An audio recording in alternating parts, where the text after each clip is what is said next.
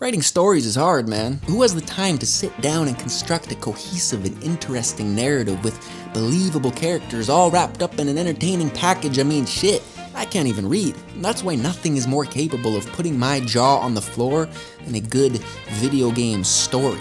Well, you know. Randy, he's playing sexy hardball with us. But video game stories can be so awe-inspiring. BioShock Infinite, The Last of Us, Shrek Smash and Crash Racing, just to name a few.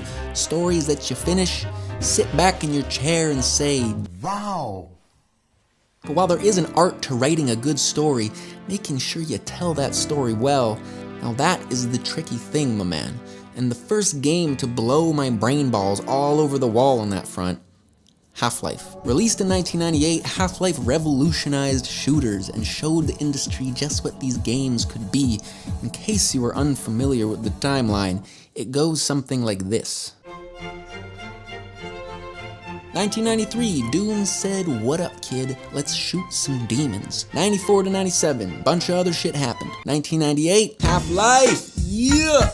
That's what's up! The game was amazing. A wide array of unique and versatile guns, enemies, levels, all these things that made it what it was, but the heart, the framework, the warm, nougaty center of the Mars bar, the storytelling. You see, Half-Life doesn't have a particularly great story. Portal opens to another world, monsters come through, defeat them, escape, whatever, some other such thing. It's pretty generic, but what really makes an experience, immerses a player, is not the story, it's the way the story is told. A good storyteller lets you uncover the story for yourself. They let you walk through the world and put the pieces together instead of just telling you what's up, so you can feel like you're actually part of the world and not just an outside observer. Take the beginning of Half-Life, for example. The infamous tram ride and descent into the test chambers. There's no exposition, there's no explanation, there's no NPCs like, "The fate of the world rests on this test, Gordon.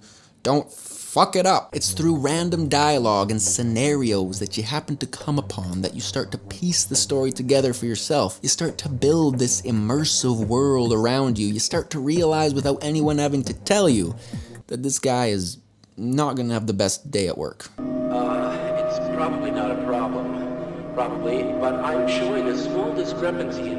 Well, no, it's well within acceptable bounds again. Sustaining sequence. This happens time and time again, from the introduction of the Marines and their motives. Rescued at last, thank God you're here. To the random G-Man sightings, which continually cause the player to be like, who the fuck is this guy?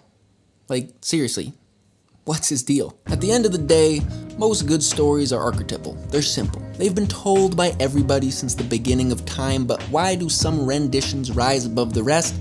Because they just tell the story better, man. And Half-Life tells the most classic of all shooter tales in the best way possible.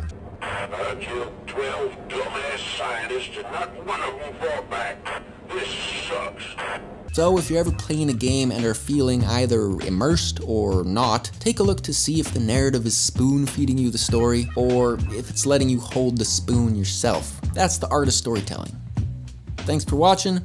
I'll see you on the next one. And hey, if you liked the video, then subscribe, because I put a new one out every week. And if you want to be notified when, hit the notification bell and comment down below to let me know what you thought about what you just saw.